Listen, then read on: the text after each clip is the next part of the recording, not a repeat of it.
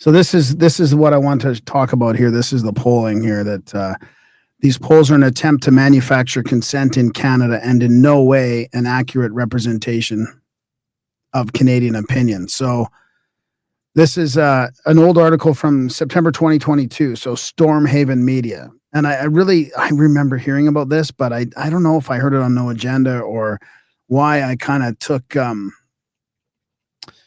why I just didn't think that it was, I just didn't think that it was, I don't know, possible that it's happening that much. But I'm gonna read I highlighted a PDF here for it. So I want to know what you think of this. Consent manufacturing industry. So on January 19th, Canadian Press published a poll asserting that fully 3/4 of Canadians apparently welcome being locked in their homes, and would like all citizens. Let me just pull this up here. This is not cooperating with me. I have to widen it a little bit. And would like all their fellow citizens locked up as well. We have been bombarded with polls like this informing us how eager Canadians are to surrender every right they have in the name of the dreaded COVID. We are, according to the data, not only willing to see every minute aspect of our economic and social lives controlled, but quite happy about it. This, like much of what's happened around us in the last year, is an artificially created reality. When you check Leisure, so this is one of the ones that's doing it nowadays, right? When you check Leisure's own methodology for the poll being cited, they surveyed 2,519 people. They surveyed about Canadians favoring curfews, 1,003 of them, and 40% were American. That is probably the least duplicitous thing about this data. These polls are an attempt to manufacture consent in Canada for even more repressive and, in fact, increasingly deadly public health measures, and in no way an accurate representation of Canadian opinion. And here's how it's done. The cited poll was done by Leisure Marketing and a think tank called Association for Canadian Studies. Let's start with Leisure Marketing. Is it Leisure Marketing? I don't know. I think it's Ledger. That's how they've been pronouncing it these days in the new 2025 regime. So if we go to actual Ledger survey being quoted, we are told the data was collected from a representative sample, right? A representative sample of 1,516 Canadians and 1,003 American over the age of 18, selected from Leo's Ledger Marketing representative panel. That is where things get interesting, because Leo is a pool of paid, rigorously pre-selected survey respondents who gain reward points for every survey they do. The more surveys, the more points. So here's your reward. So you could do it as a little part-time job here. Starbucks, PayPal, Uber, you get some points for these things. Your total Leo points there. Oh, my cat decided to come now. So get this. This is where it gets really interesting. Before becoming part of the pool, you must go through a filtering process by filling out a questionnaire. Much of this questionnaire is laser focused on favored themes wrapped around identity. The first open survey you can take measures your attitudes in fine detail toward COVID-19. The next several surveys you take for points require incredibly detailed information about your education, employment, and economic status. It is the highly detailed information contained in these surveys and your recorded reactions that will decide if your opinion is required, in turn giving Ledger Marketing exactly the opinion they need. When they don't worry about what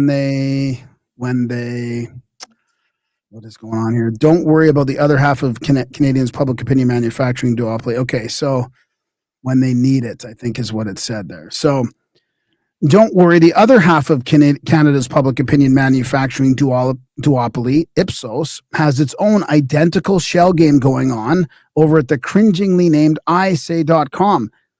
Its world is in the same way, offering rewards to a filtered online panel. This is a huge departure from both the history and the current perception of how opinions in society are measured. The polls that we all grew up with are known as probability sampling.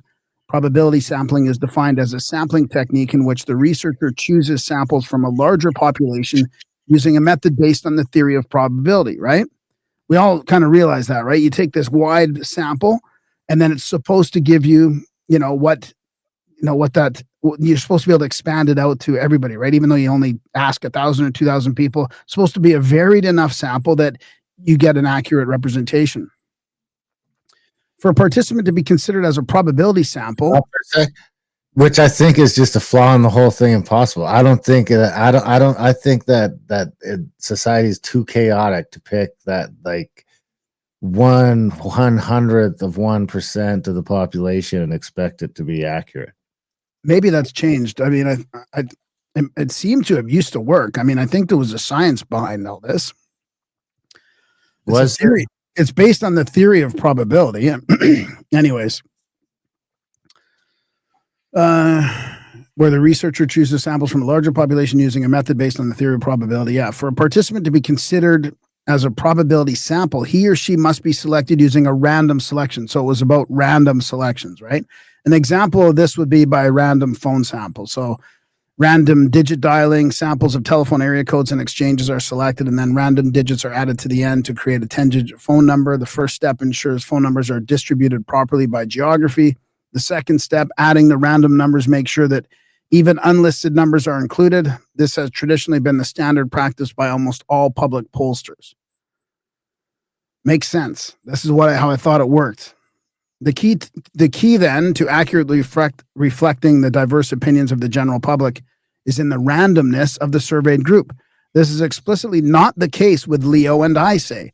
These utilize non-probability samples, self-selected samples, which according to the American Association for Public Opinion Research, in self-selected or opt-in samples, respondents have selected themselves, and this means their answers may not be representative of the larger population. Types of self-selected samples include dial-in polls popular with the media and many internet-based polls. The American Association for Public Opinion Research cautions that results of surveys based on respondents who self-select may not be reliable. And they talk about this, like there's already a bias going into it. And then it gets worse when they start cherry picking for each one, right? So they can go through this whole thing and crunch the data and figure out who they want to select for this next poll. Unfortunately for all of us, the problem with Leo and I say is even worse. People not only have to actively sign up for the service, which already introduces selection bias, that's what I was just mentioning, but they are then further selected for each survey by the company using whatever criteria they select. This is a surefire recipe for getting the answer that you want. This data is then used to influence the public by asserting that the majority hold a certain view. In a world of limited physical contact, no right to meet or protest, coupled with heavy internet censorship and absolute liberal government control of the mainstream media, you indeed have Orwell's nightmare. Don't forget, this is like September 2022, so 6 months after the convoy smackdown and all that. The average citizen has no way to know what the truth is. The real aim here is obvious, absolute control. The polls that tell you that Canadians want to destroy their own energy industry, that they don't want pipelines, and that everyone loves the dear leader Justin are generated in the exact same manner. The professional oversight for polling companies is laughably transparent.